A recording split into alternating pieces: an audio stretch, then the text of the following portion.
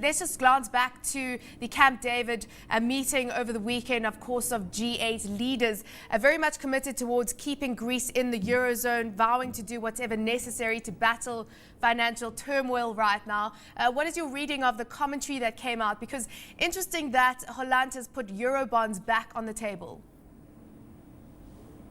Absolutely. Well, we'll get to Holland in a second, but as far as the G8 statement is concerned, it certainly didn't overwhelm markets at all. There wasn't much of a reaction to that. As you said, they merely reiterated, things that they've said before, that they, expressed support for Greece remaining in the Eurozone and pledged to do whatever was necessary. But in terms of really focusing on the crisis, it doesn't seem that it was a headline item at the conference, and therefore there are no new measures, no new steps announced in it. So I think it left markets a bit underwhelmed and largely disappointed, really. But as you mentioned, it does seem that comments made on the fringes of the conference or in the aftermath proved to be a bit more interesting. And we have, as you said, Hollande expressing some support there for the idea of Eurobonds. But really, I think the idea of Eurobonds is become sticky largely because of Germany's continued opposition to the idea. So it certainly is interesting that the new French president is warmer to the idea than his predecessor was. But I don't think that, I think the idea is a bit of a non-starter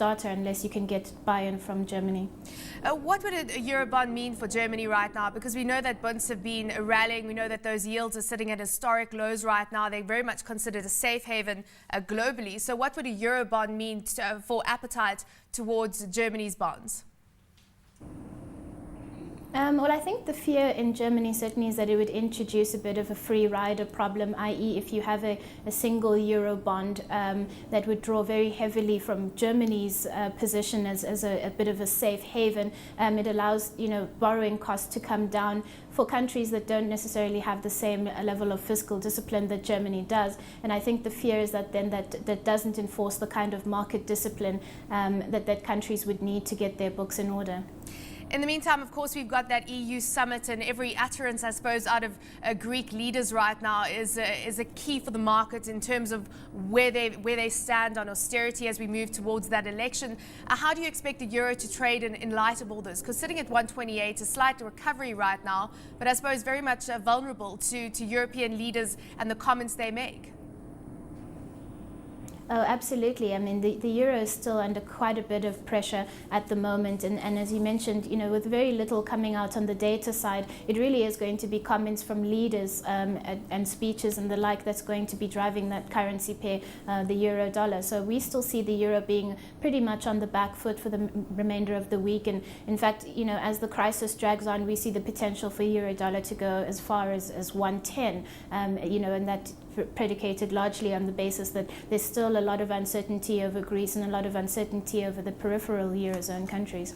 We're also looking out for some local data this week. I suppose the CPI figure for April will be closely watched in light of the MPC on Wednesday and Thursday. I suppose we won't be able to see the impact of the weaker rand on that CPI number yet. But what are your views on the reading that we're going to get this time around and how that's going to inform markets and the Reserve Bank decision on Thursday?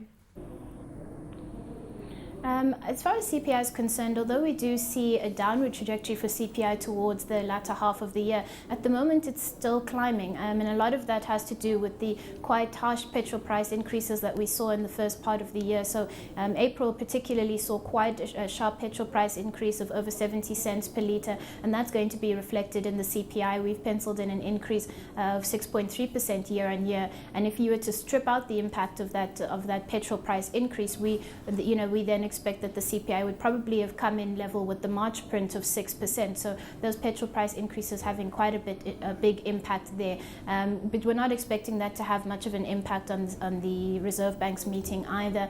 We still see rates being on hold, although what we will be looking out for is a possible revision of their inflation rate forecast. We still think that they're a little bit too bearish, so we could see them lowering their expectation of where the peak in inflation will be and whether inflation will come back into target range by the end of the year, in their view. We're looking at a rand that has recovered slightly today, around 8 Rand 30. It went to 8 Rand 44 on Friday.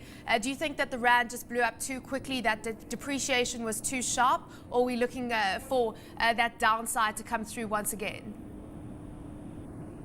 We do think that there's still some potential for further rand weakness, a lot of that of course based on events in Europe, but the rand does tend to trade in this fashion, having a bit of a blowout before pulling back and consolidating a bit. Although it must be said that I do think that the rand's strength today, this morning, has been based a lot on the comments by the Chinese Premier over the weekend to the effect that they would need to support growth in China. I think a lot of market participants have anticipated that that might mean further monetary easing in China. So we've seen commodity prices pick up this morning, and commodity currencies like the rand have pulled, have firmed a bit on the back of that. But outside of that, there's very little support for the currency coming through. And if we do get a more dovish turn from the MPC as we're expecting this week, then that serves to further contribute to currency weakness. So certainly, I wouldn't say that the worst is behind for the rand.